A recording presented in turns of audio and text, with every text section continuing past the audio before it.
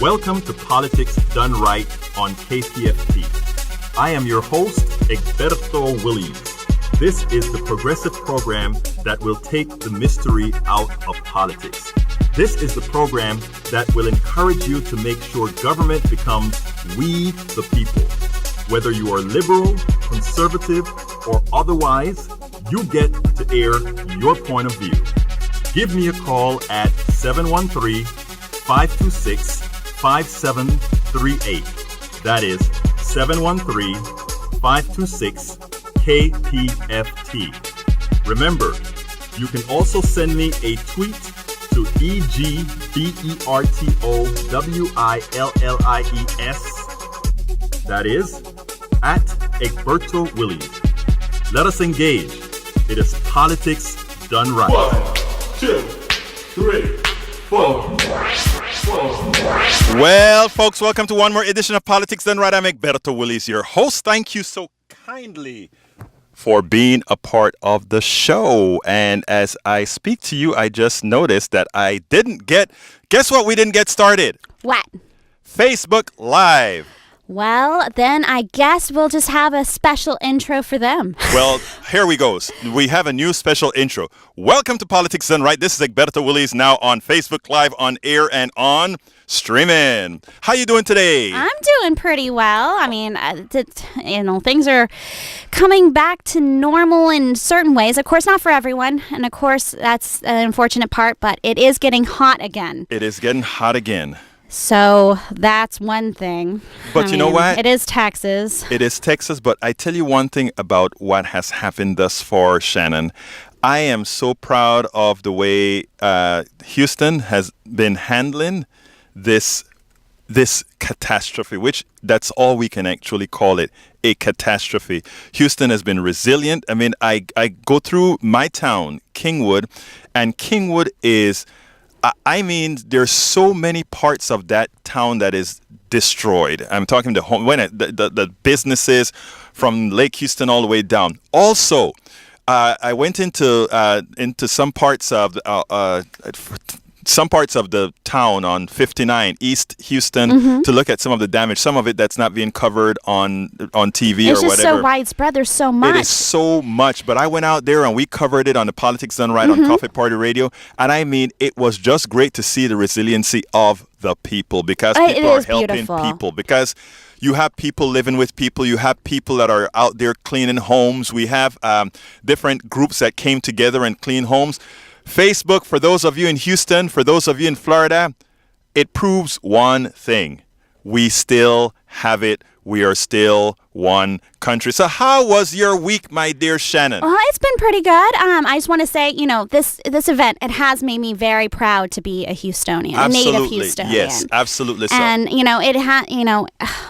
my parents' neck of the woods in Friendswood, it was a massive amount of damage. I know. And it would be amazing if we drive around these different neighborhoods, like you were saying, and record. That would be, we should do that. Yeah, we should do that together. What? We are going to do that. Let's do that sometime in the next week. You know what? And then bring this out. Do we have a plan? I believe that is a deal. All right. Well, you are the one that's organizing, my friend. You're the ones that organize.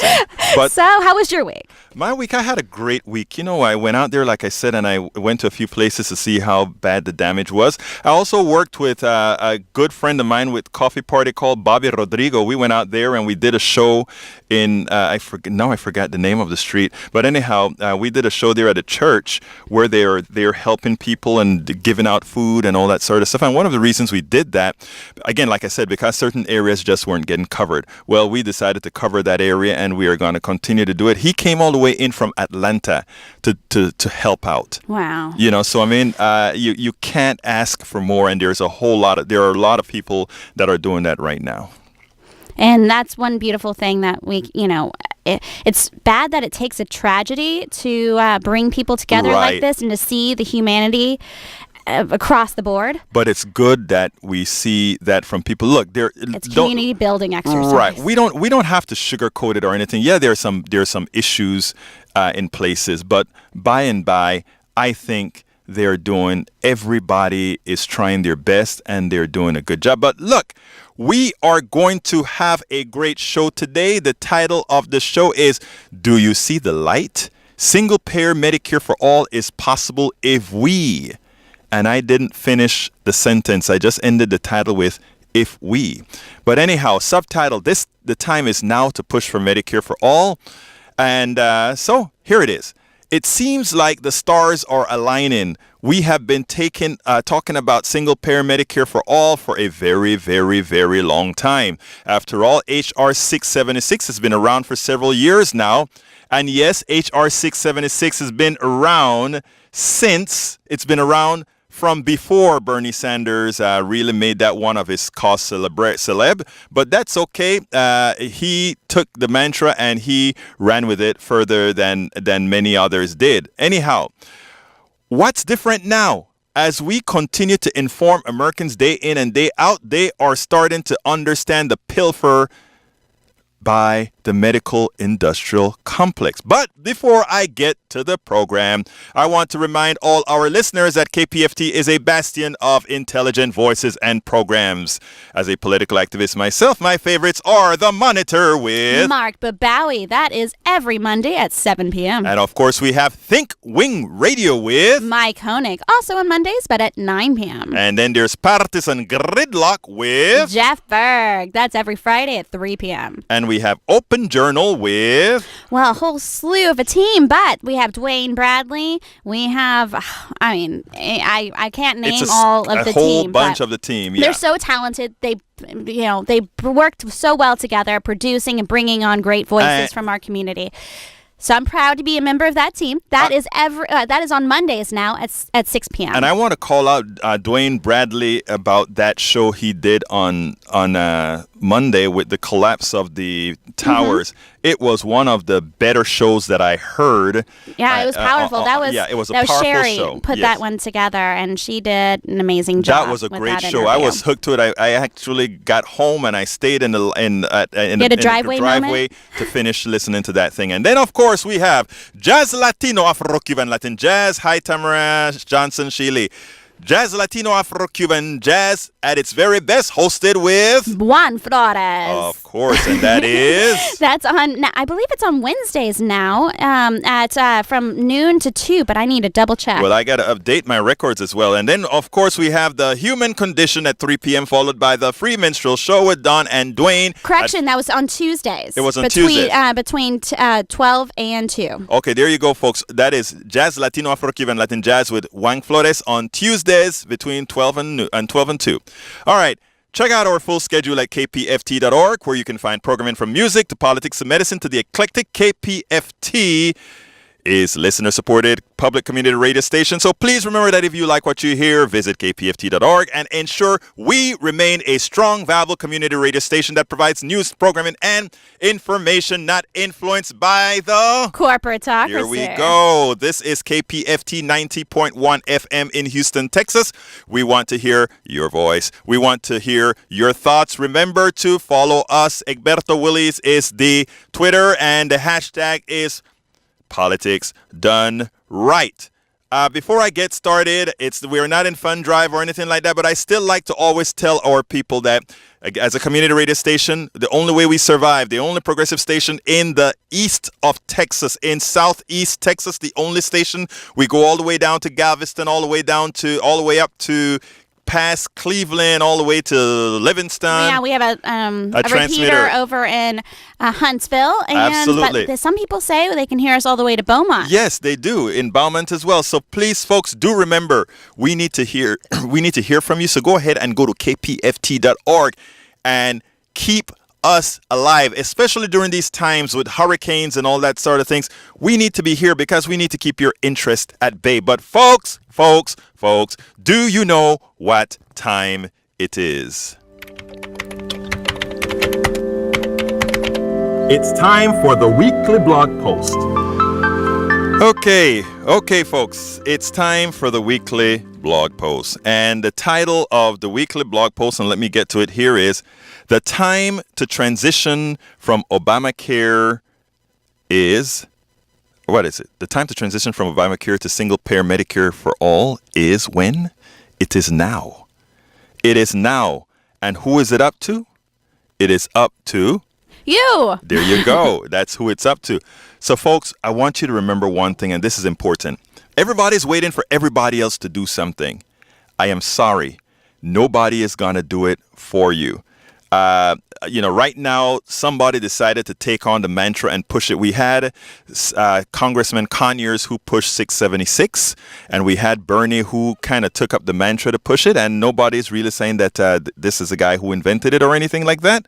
But remember that he is the guy that is pushing it right now. Several Democrats have jumped onto the bandwagon right now, justifiably so. So here it goes. Right-wing Republicans continue to talk about repeal and replace the Affordable Care Act. Establishment Democrats remain invested in Obamacare seemingly at all costs. Neither of these parties seem to understand the failed state of health care for millions of Americans, including some with employer coverage. And when I make that statement, I'm not only making that statement at home, I'm making that statement as a matter of fact, someone who has had insurance both under Obamacare, before Obamacare, and also now under an employer plan of a spouse. So I know from whence I talk. Americans are starting to realize that there is, in fact, a better way. This week, Senator Bernie Sanders unveiled his single-payer Medicare for All plan. Kamala Harris, Democrat of California, was the first U.S. senator to sign on. The floodgates then seemed to open as Elizabeth Warren and 14 other Democrats signed on. They are starting to read the wants of the progressives or the grassroots instead of their wealthy benefactors. After all, guess what? 53% of Americans now support single-payer Medicare for all. 53% of Americans. If there are only 33% of Americans that are Democrats, it tells you support is far reaching. And the trajectory is more support, not less. Americans are starting to realize that the insurance companies, pharmaceuticals, and the rest of the medical industrial complex are pilfering them. They've had enough. Think about it, folks. I want each of you that may not necessarily believe in things like single payer or these types of insurance plans that cover everybody. Go add up all the money you've spent in any one year on your health care, especially if you're over 40. Folks that are young, like my producer here, probably hardly ever has to see a doctor and probably thinks, it doesn't cost anything. But once you pass 40, Shannon, once you pass 40. I'll take your word for it. Take my word for it. I'll have to make those appointments much more frequently. There you go. Anyhow, Bernie Sanders' launch was effective, but most importantly, inspiring. The stories people told were heart-wrenching. And I have links to all those videos and stories that were told at his announcement. The CEO of a $200 million company, Richard Master, said matter-of-factly that single-payer Medicare for all was the only solution. After researching, he found out that the health industrial complex pilfered Americans. He produced a documentary called Fix It, Healthcare at the Tipping Point, and then he got upset and created another one called Big Pharma Market Failure. And a few shows before we spoke about market failure in the health industry. So we can talk about that if you have questions, etc. The most moving speech was by a Canadian doctor. Her name, Danielle Martin.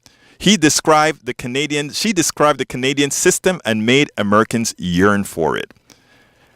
I wish, this is her speaking, I wish that all of my American neighbors could experience the same simplicity in their moments of need, Dr. Martin said. And I hope that the American people will seize this opportunity to declare to each other and the rest of the world that you do believe access to health care is a human right. Sanders then described his bill. He followed it by inviting senators to say a few words. Senator Kamala Harris spoke about single-payer Medicare for all in the context of return on investment. And what she tried to show is the return on investment in single payer for employers is much better, it's much more attractive, it's much more efficient than the return on investment in the corrupt system that we have today. And note, I said corrupt system. I mean corrupt system. Watch those movies as well. Our system is corrupt the way it is. Even under Obamacare, It is theft, legal theft. Senator Cory Booker expressed his embarrassment that Canada had a better system, and there was a Canadian doctor in Washington talking about it. In other words, we like to speak about ourselves as being exceptional and that we do everything better than anybody else. Well, the truth of the matter is nobody does everything better than anybody else. We're all fallible, but we like to preach that. There's something to be learned from our neighbors up north. The powers of the healthcare industry will not give up easily, and their tentacles are far-reaching. It was clear that the corporate media has started to attack. Chuck Todd grilled supporter to the bill, Senator Jeff Merkley, using the standard corporate insurance company narrative. Merkley handled it well. Todd made believe that math did not exist. He assumed because taxes must increase to pay for the bill that Americans would be worse off. It could not be further from the truth, since Americans would no longer have premiums or doctor bills, which are far more than any tax increase for most. Todd attempted to get a dig at Obamacare as well. Again, go back to Obamacare, Todd said. Is this your way of saying Obamacare is a failure? What? Are you kidding me? Like I said, I've been on insurance before Obamacare. I've been on insurance with Obamacare. I've been with insurance on a high-risk pool for my wife, and I've been on insurance on her employer plan. Think about that. I've seen every single facet of insurance. Well, I haven't seen the Medicaid yet, but who knows? Anyhow, Merkley did not take the bait. He pointed out that while Obamacare was a giant leap, but they needed to do more. They do need to do more. A few years ago, I wrote the piece, Obamacare, First Step to Eliminating Immorality That Is Health Insurance, that holds true now more than ever. To many liberals, the Affordable Care, this is what I said in that piece, and this piece I think is like 3 years old. To many liberals, the Affordable Care Act, Obamacare, was a gift to insurance companies. In fact, many of those those opposing Obamacare oppose it because it did not go far enough. It was not Medicare for all, single payer, nor did it have a public option. Remember, we've been talking about this for a long time. Corporate interests won the first round, but they will lose the war, and they know it. It is for this reason that the GOP continues to fight the battle against Obamacare, just hoping that just maybe they can break it before metastasis. During the Affordable Care Act debate, there was a public option that would have simulated the latter. Lobbying summarily got it removed because, had it made it into the act, over a short period of time, arithmetic would prevail, as the public option would be less expensive for any given plan. It would then turn Obamacare into a single-payer system by attrition. There are several different pathways to reach the same goal. It is, however, important that the paths are built. Obamacare is the path built with pebbles and stones. It is better than the mud path of years past. As riders demand a smoother path, they won't yearn for the mud path again, but for a paved road. Americans will not go back after tasting health insurance as a right with all the benefits mentioned above. Exchanges will become single-payer entities as health insurance companies are unable to demand the profits they want. Eventually, exchanges will morph into Medicare for all. Hi, Irvin Garcia. For all. The polls say that Americans are ready. It is a time that we force politicians to catch up. We must start defining what a transition will look like to make those on the fence or ill-informed comfortable that single-payer Medicare for all is not pie in the sky. We must show the numbers that make it clear that only reason our healthcare is expensive is the pilfer occurring from the different parts of the medical industrial complex, pharmaceuticals, insurance companies, profiteering hospitals, and a small percentage of doctors that see healthcare as just another pot of gold to rob. How will we take care of those workers displaced by a more efficient healthcare system? How will we convince people with fabulous employer-based health insurance that their care won't suffer? We must make it clear that single-payer Medicare for all is not an experiment. It is working successfully in most industrial nations in the world. And what I should also have said, it is working successfully here in the United States. It's called Medicare. It's just that the only people who have single-payer Medicare are those people who vote the most. Older folk, 65-year-olds and above. They have single-payer. They have a system that works. Think about that. So it's not an experiment, folks. It is working successfully in most industrialized nations in the world. It is working in the United States because your military and your Medicare is single payer for the most part. Most importantly, we must make it simple. You know, the Daily Coast user, Bronx in Tennessee, that's his tag name, Bronx in TN, suggested a simple, understandable, and quantifiable bumper sticker. And it said as follows: Medicare for all, the average family will save $5,000 in health care cost. Think about that every year. Now think about if families really believed that they would save $5,000 a year because they don't have those premiums and they don't have those things to make. Suddenly, we've changed the curve. We've changed the curve. It's no longer talking about income and wealth inequality or the inability to build up a savings. Think about how many families would love to be able to say, I'm stocking away $5,000 a year for my retirement and I'm putting away $5,000 a year for the next 30 years. Think about that. Think about where we would suddenly stop the pilfer. Folks, this is a call-in show. I forgot to tell you that. 713-526-5738. Again, that number is 713-526-5738. All the lines are open. There's not one call because I was there running my mouth. So you can give us a call. Do you have something to add? Do you want to say something? I'm going to break for Shannon to give the traffic, and you can give me a call. 713-526-5738. Thank you, Egberto, and good afternoon. A bit on the hot side today, mainly sunny with a few passing clouds. 92, but it feels like 96. And unfortunately, it's another ozone action day for Houston, Galveston, and Brazoria areas. Conditions are favorable for producing high levels of ozone pollution in these surrounding areas. So just beware. And mostly clear tonight with a low around 72. Mostly sunny Friday with a high near 90. And let's take a brief look at our roadways. A heavy truck accident cleared from 3 main lanes of the Gulf Freeway inbound at Woodridge, but traffic remains backed up to Monroe. Vehicle fire cleared from the Gulf Freeway outbound exit ramp at Highway 35. Traffic remains backed up at this time to Telephone.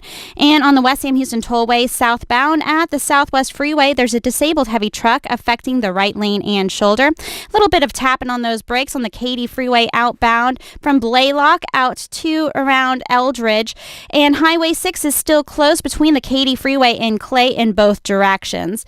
And just getting slow around town, but we'll focus on that next break. That's a look at your Houston area weather and traffic. I'm Shannon McCurchie, and you're listening to KPFT Houston 90.1. Back to you, Egberto. Muchísimas gracias. I think we have line 1 ringing. And folks, we still have quite a few empty lines. 713-526-5738. Again, that number is 713-526-5738. And we have a new feature as well. If you just want to email, text a question that Shannon will get through her email or elsewhere, you can call 832-953-5738. Again, that number is 832-953-5738. If you have a question for Shannon, and she'll answer that as well. Okay, let's go to Justin, line number 1. Come on in, Justin. Talk to me.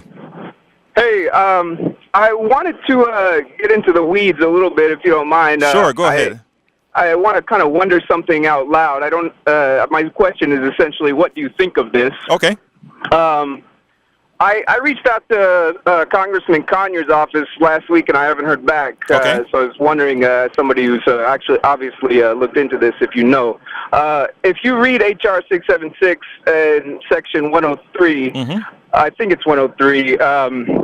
If not, I'm sure it's easy to find. It specifies requirements for providers. Okay. And it says that providers need to be nonprofit or public. Okay. So I was wondering if you could shed some light on what the motivation for that is, because as I understand Medicare now, it's Medicare. Almost all doctors. It's a great supporters of Medicare tout that all doctors. A vast majority of doctors will take Medicare, right? But the vast majority of doctors are not nonprofit or public. So I'm wondering why the difference. I want to say I'm a great supporter of the whole concept, so I don't want to. Oh, sure, I understand that. let me first say this, folks. We still have open line 713-526-5738. Again, that is 713-526-5738. And line 2, I'll be coming to you after Justin. First of all, I wasn't aware of that particular clause that you're talking about, where it says they have to be public.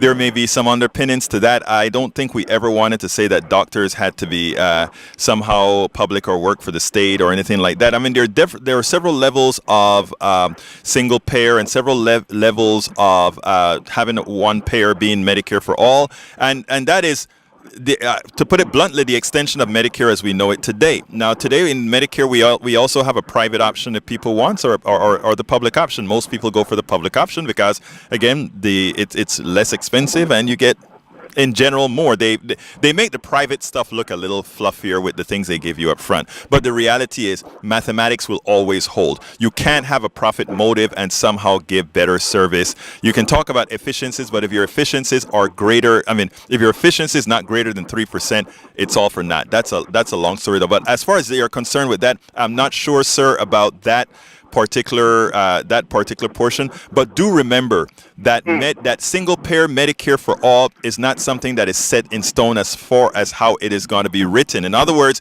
it's the first draft initially that they put out. I know exactly. And what these folks are going to be doing is they're going to 50 states, and in these 50 states, they're going to be taking suggestions. Now, let me tell you, my preference, if it's my preference, it's my personal preference, is that we transition to a system where we pay for doctors to go to school, who are able to go to school, so that when they get out, they don't have to make $500,000 or $1 million a year to do it. And I am also for non-profits taking over the healthcare system, not necessarily government. It all depends, And the reason why I believe that is, once you put the word profit in there, by definition, that's an expense in healthcare. Profit is equivalent to an expense in healthcare because it is money is not going towards healthcare.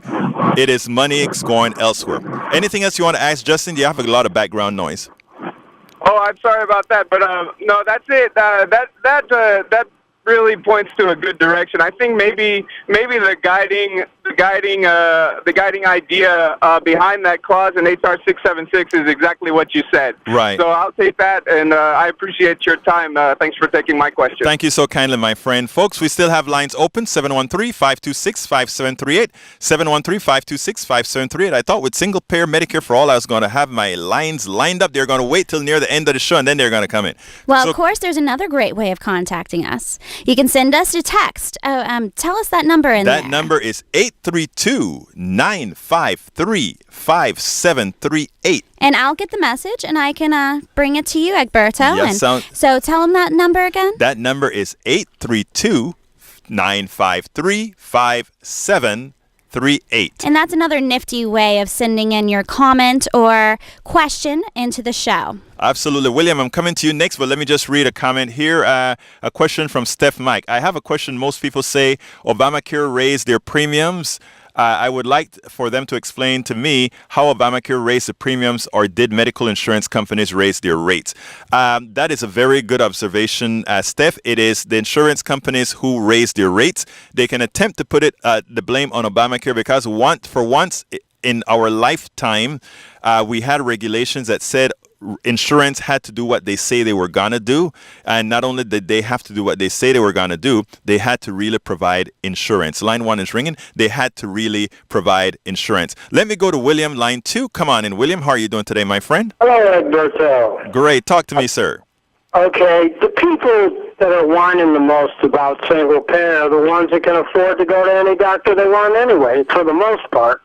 Look, that is true. Here's a problem, right? let's say corruption.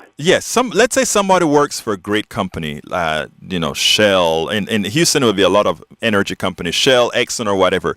They get very, very good health care. I mean, they're very good health insurance. Okay, At a reasonable cost. at a reasonable cost, and you cannot blame those people who have great insurance to be hesitant to give it up for the better good. Now, look, guys that are altruistic like myself, I know how I think. I would probably do that. I would probably say, you know what? Because everybody should be covered and there ain't nothing special about me, we should be in a system that covers. I would do that. But the general human nature is not to downgrade yourself, right? Now, that said, I don't hold it against people who try to hold on to what they have. I hold it against them who try to prevent others from getting what they have. These are the people that twist and pervert. Say that again? And, it's the same thing on the immigration. Right.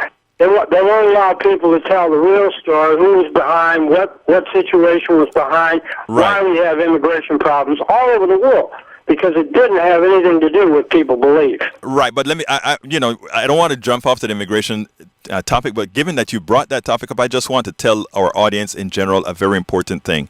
A lot of times we like to hit up immigrants for coming over here. A lot of these people just migrating here.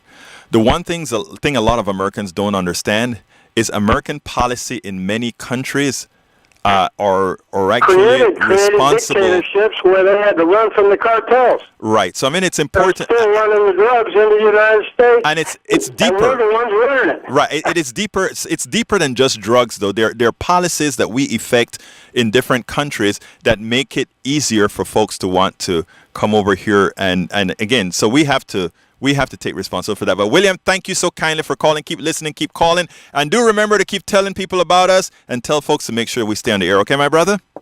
No problem. I got one of them T-shirts. All right. All the time. Thank you, my brother. You have a great one now. All right, let's go to Joni, line 1. How you doing, Joni? I am doing well, thank you. Egberto, I enjoy the show. Thank you, ma'am. And I wanted to just make the comment that I hear a lot of criticism on single-payer health care because of the cost. Mm-hmm. And I'm just getting in on the show, so I don't know if this has been repeated. Mm-hmm. But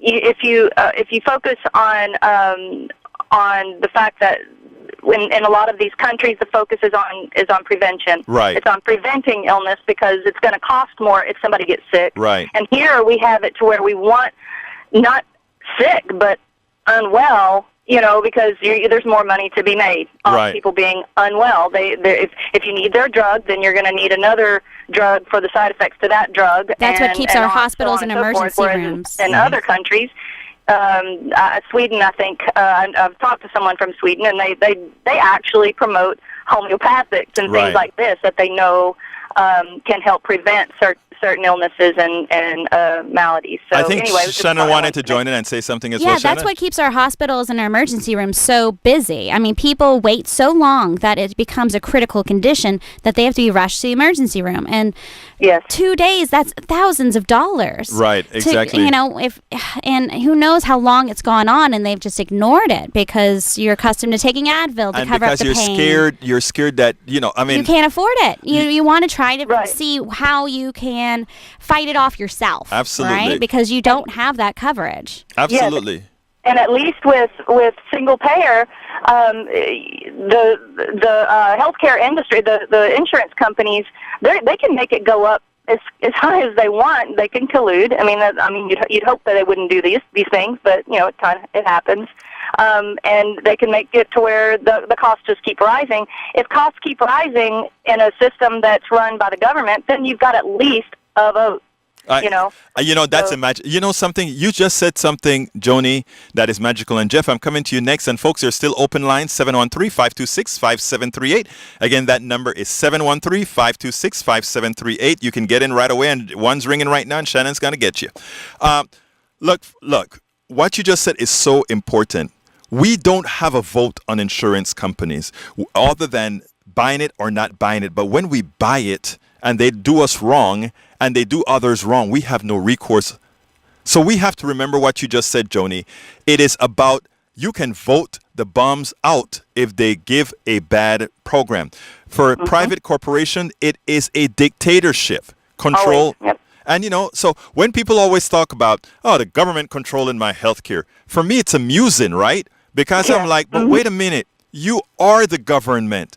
You see, what they have been successful in doing, Joni, is as follows. And this is something we have to really get to this is how we have to build people up and realize the first thing the right has done from the time of the Powell Manifesto is to detach the government from the people. It wasn't the government who detached itself from the people. It was the right wing. It was these. And by the way, this right wing started with a Democrat named Lewis Powell. Okay, so this is not a partisan thing. This is a power thing. Yeah. And what they wanted to do is they wanted to deconstruct the strides that progressives made. Good incomes, good wages, women's rights, civil rights, and all of that. They saw that as a threat to the way things were or the way things have been. So they had to destroy that. And the first thing to destroy that is to say, government. The government, somehow it's you against the government. When you are the government, we have the power today still, if we don't allow ourselves to be indoctrinated, to really control what's happening. And when we can empower people to really realize that they are the ones in control, we can vote out Rubio, we can vote out McConnell, we can vote out any one of these guys if we wanted to. The people that McConnell is hurting right now, we can vote out. Yes. And Joni? you can't do that with a corporation. Absolutely so. Joni, thank you so kindly for the call. You have a wonderful day. All right, let's go to Jeff, line number 3. Jeff, come on in, my brother. Good afternoon. I want to point out something about Mitch McConnell's state. Yes, sir. It is one of the most highly insured medically states in the nation. Yes. Yes. They had a Democratic governor that accepted Medicare. Right. And the folks turned toward it absolutely. And yet they voted for, what we vomited up as Trump. But can I interrupt 1 quick second? Let me just tell you this. That is why we have a lot of work to do, right? These people just don't know. People vote against their interests for a lot of reasons, and I am not going to just put it on to one reason why it's done.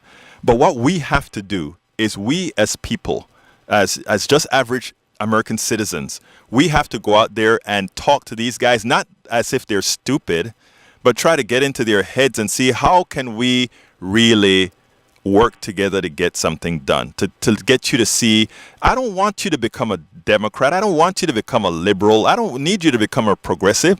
I just need your vote. I just need you to vote your interests. A lot of people think that they have to vote their party. A lot of people think if I go into that room, even though I know it's bad for me, I have to make that vote. No. Stay a Republican. I don't care. Just vote your interests and vote the interests of your country. What else do you want to tell me, Jeff? Well, as I said, Kentucky is one of the most highly insured states and went for Trump. Well, that is something we got to fix. And, by the way, Max Baucus. Yes. The former senator of Montana. Yes, like Democrat, yes. And absolutely would not allow single payer on the table. Nor public option. You're absolutely right. Has admitted that single payer is probably a better choice. He finally admitted it, eh? I didn't hear that part. He did that yesterday. Thank you so kindly for letting me know about Baucus. I got to look it up. You have a great day, Jeff, and thank you for the call, okay? Ciao. Let's go to Scooter. Scooter, numero 2. Come on. Egberto, it's good to hear your voice. I'm in the truck, so can you hear me? I hear you very clearly. You have some good squelch control on your phone, my brother. Talk to me. Well, that's great. So anyway, in response to that guy that was complaining about the cartels, God bless those cartels. Working people can't afford health care anyway. and those drugs they're bringing in, they might not cure your cancer, but they make it a lot easier to die, right? Which is the point. So God bless them. Oh, you know what? Scooter, I'd never heard it quite that way before. But I tell you something, believe it or not, Shannon looks like she want to say something. Oh, Scooter's gifted at these sort of Scooter things. is great, isn't he? Hey, Scooter, let me tell you something, brother. Let me tell you something. This is important. if you notice what's happening in Appalachia, what's happening in a whole lot of neighborhoods right now is the opiate epidemic, right? That is okay. And to say, I'm telling you, these cartel prices for heroin are definitely competitive for what they're. Okay, stop it, Scooter. We're in agreement. Scooter, stop it. But anyhow, here's the deal, Scooter. It's funny, but it's not, because here's what's interesting. You can look at stressed communities and see that they have the same behavior no matter where they are. Barrios, ghettos, Appalachia, no matter where. All stressed communities behave the same. When things are not going well, they medicate. They want to get rid of that pain. They don't say these things overtly, but that's what they are. Scooter, anything else you want to tell me before I go to the next call? Wait, I didn't get to ask my question. I opened with a joke like Joel Osteen. Oh, okay. My question is, this is a nuts and bolts question. Yes. The kind of thing you're talking about, like from what I've heard, that's all about ripped abs and ponies and stuff like that. So who are we supposed to vote out? Let me tell you who you're supposed to vote out. You vote out the people that are there now. But let me tell you what's more important, because still we live in a duopoly, okay? A lot of people like to talk third parties. I don't have a problem with third parties if you're going to back them. If a third party is going to come out there and bust their butt and professionalize themselves in order to get the votes from the people, hey, I'm on board. The reality, let me finish. The reality is we haven't had that. So what I tell people right now is, while we are still under a duopoly, right? Work with the party that you want to work with in the primaries and get that most progressive person that you can find in the primary and make sure they win. Because it's a tough log jam. It's a paradox. Yes, I don't it have is. a solution. Yes, I hear you. Yeah. I hear you, right, brother. Man. You have a great day, okay? Well, keep working on it for us, okay? Thank you, Scooter. Have a good one. I know you are. Bye. Absolutely, sir. All right, let's go. Numero cuatro. Mike. Come on in, Mike. Hi, how are you? I'm fine. Talk to me, my friend. Hey, listen, I'm just down here working from Indiana, and it's the first time I've heard your show. It's a very good show. I'm enjoying it very much. Thank you so kindly, my friend. Hey, listen, the comment I wanted to make, and the nice young lady who screened the call, I told her that one of the things I noticed when Obamacare came in, my wife has been working for 30 years at one of the larger school systems in Indiana. Right. And what they did was kind of split the difference between Obamacare. They have a compliant with what is a fairly high deductible compared to what they had before. Right. But what they did was they got a system-wide clinic for the staff and their families, and you can get in a day or two with no copayment, no deductible, and they take care of the normal triage, flu, sinus infection, at least those are the things I end up going there for. And it's a very good clinic, and that kind of offsets the high deductible if you don't have much to be treated. Right. And I'm wondering, this isn't going to work in central Nevada where the population sparse around Area 51. Right. But I'm wondering, why didn't our country implement something like that to clear out the emergency rooms for people who, just need a tetanus shot or need a flu shot or need some stitches or something, instead of the crazy system we have? And it's much cheaper. People are very happy with it. I mean, the school system gets no complaints. It's a very good. And there's practitioners. Brent, I think for some reason we dropped you. You can call back in. We dropped you for some reason. Call back in. But no, not you. Not you, Mike. Oh, okay. I was talking to Brent. But anyhow, somebody named Brent called, and then the call dropped. So I'm telling him to call back. But here you go, Mike. And here's the deal. What you said is great. And in fact, you have that sort of thing all over the country. You have these free clinics, like here in Houston, there are free clinics you can go to, et cetera, et cetera. The reason we have this thing, and by the way, your governor that's now the vice president, actually went ahead and made a deal to bring in the Medicaid expansion to Obamacare that allowed a whole lot of these features, that you're seeing popping up in Indiana. But here's a deal. I think that is great as a stopgap measure, but I think we have to try to get our population into the mindset that healthcare is a right, and healthcare is not only a right, but something that's necessary for our country to move on, to move forward. I think unless we get there, these stopgap measures, you may have some in Indiana, you may have some in Texas, and as you intelligently pointed out, Area 51 may have some problems. We don't want places with problems. We want to have healthcare affordable for absolutely every single American. And you call it whatever you want to call it. Let's just make it affordable for everybody. And again, let's make it that everybody has a stake in it. I mean, if you make a little bit of money, you pay a little bit. If you make a lot of money, you pay a lot.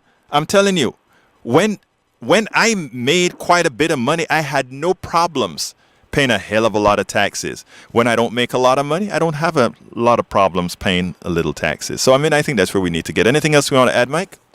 Yeah, just real quick. Yes. I'm an econ guy. I have an econ degree. Yes. And one of the things I think that people are missing is how medical care differs from the rest of the economy. Thank you. For one thing, you don't have choice in medical care. If you have diabetes and you need insulin, and if the price of oranges go up because of a bad crop, I can drink grapefruit juice or milk.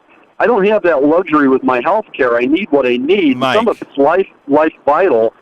And then the other thing is, when I take my car to the garage, I get a quote up front as to what my transmission rebuild is going to cost. When I go into my regular doctor outside the clinic to get something, I don't even know what the physical is going to cost me. It's never discussed.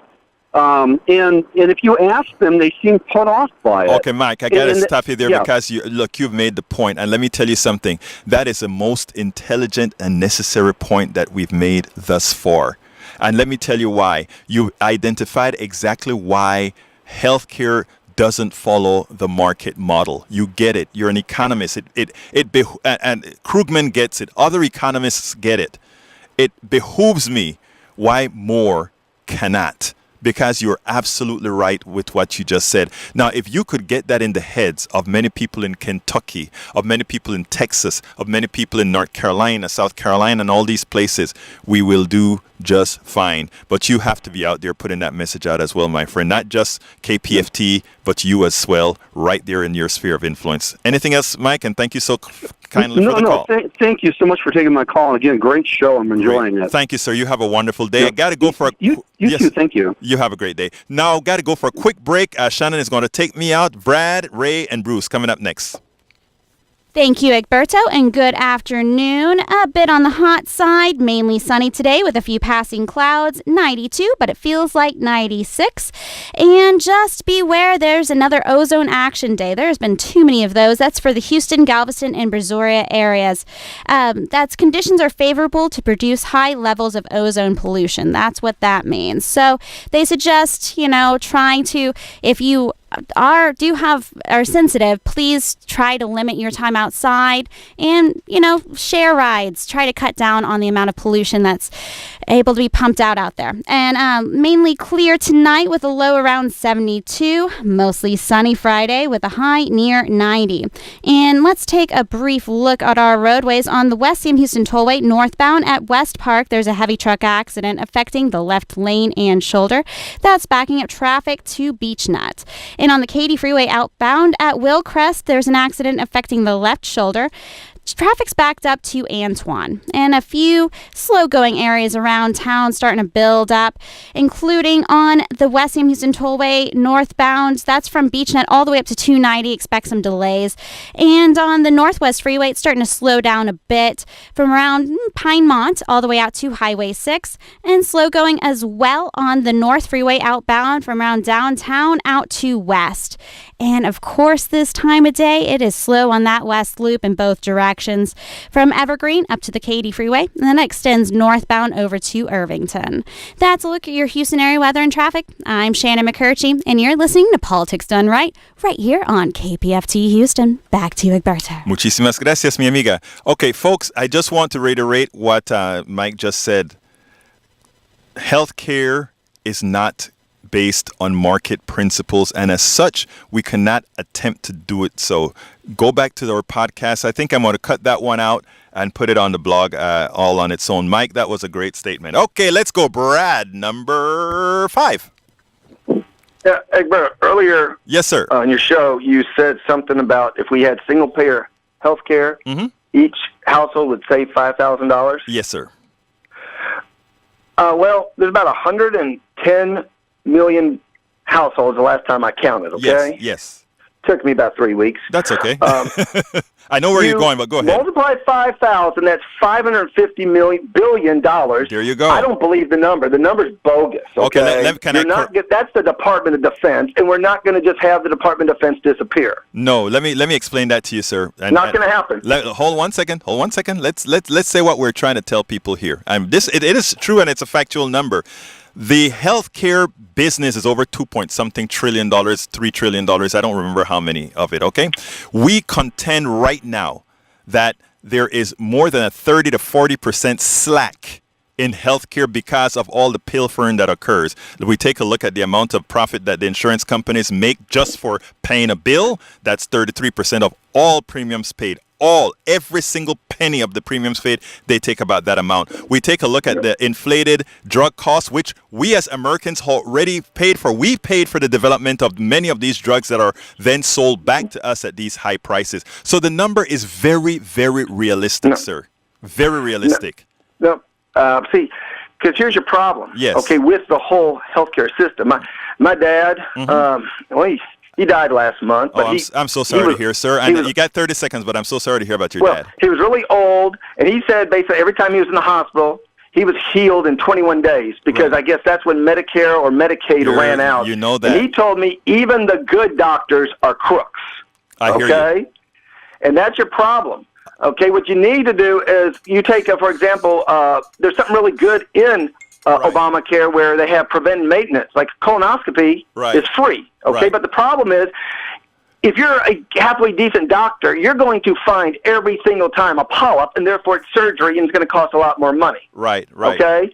It's a scam. What you need to do is, I used to work in the automotive industry, and they have this blue book, and it tells you, okay, to change, an oil change is making, Brad, hours, okay? Brad. Or changing, the timing belt is 1.5 hours. They already have that. They do favor the auto industry a little bit because it doesn't take that long. But if you do that, you're not going to have colonoscopies that cost $800 one place and $4,400 another place. And that's what you're going to have to do before you basically are going to, have health care for all. Brad, I got to go, but I hear what you're saying, okay? I hear what you're saying. Mm-hmm. All right. Okay. Thank you very much. Okay, let's go to line number 1. Bruce, come on in, Bruce. Thank you, sir. Yes. I work for the union. We have very good insurance. It's almost like there's no opting out. Everybody's covered. The employer pays a set amount per hour. Just so you know, I have a text message to include, but I'm typing it to you. So expect my it soon. Insurance doesn't lapse. It has been that way as long as I can remember. There's no opting out, and that's what Obamacare is. Everybody needs to pay in. It's very simple. I hear you, sir, and that is the kind of stuff that we want, right? But we want more than what Obamacare is offering, but that is sort of the stuff that we want. Isn't that right? Yes, sir. I'm just comparing. You had mentioned Exxon and Shell that the employers that provide good insurance. I have good insurance. Right. And you're with the union, absolutely. It's a very good system. Like I say, but the system is based on everybody participates. You don't opt out. Thank you very much. And that is a very good point. And you know what? I definitely should have pointed out the union as well, Ray. Okay? Yes. Thank you. Thank you. Bruce. Thank you so kindly, Bruce. All right, let's go to Ray, line number 2. Come on in, Ray. Hi, but good show. Thank you, sir. I appreciate everything you got, man. You talk for me. Speak for me.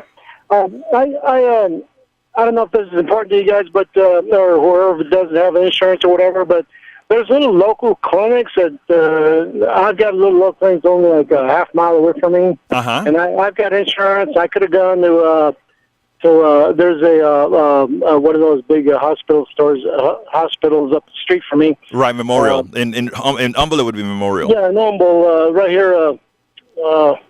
Kelsey Siebel. Kelsey Siebel. Yeah, I got it. Yeah. Kelsey Siebel.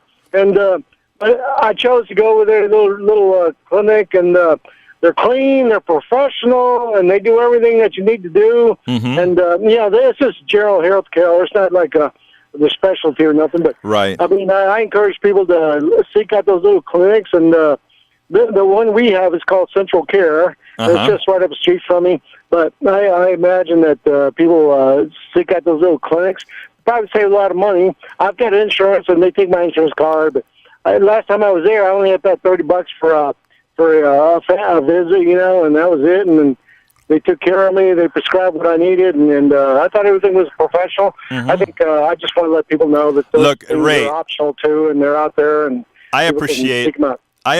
I think that's an important message because it is true that there are a lot of free clinics out there. Now, like I said, I want these free clinics to be just stopgap measures. I want every American citizen to have the dignity that they know they are entitled to health care, period.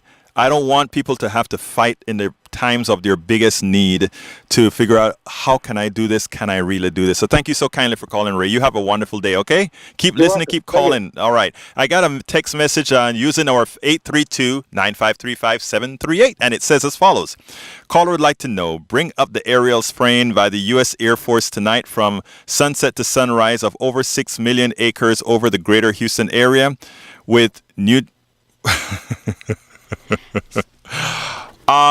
First of all, I started to read this, but I won't read the rest for one reason. I have to, before I can put something like that on air, I need to know for a fact that that is true. So my friend who sent that text, I will do some research on that to find out if there is some aerial spray going on throughout Houston and what it is that they're going to be spraying, and then get back with the audience. Please check out our website, politicsdoneright.com, because like I said, and person who, thank you for the person who sent that message. I just want to let you know why I don't do this.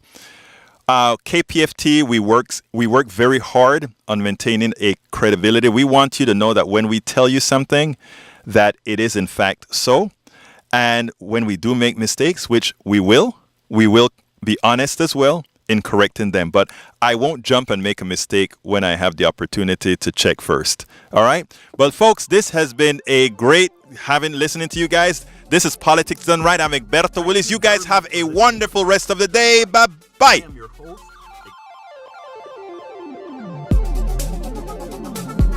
Thank you very much for listening to Politics Done Right. I am your host, Egberto Willis.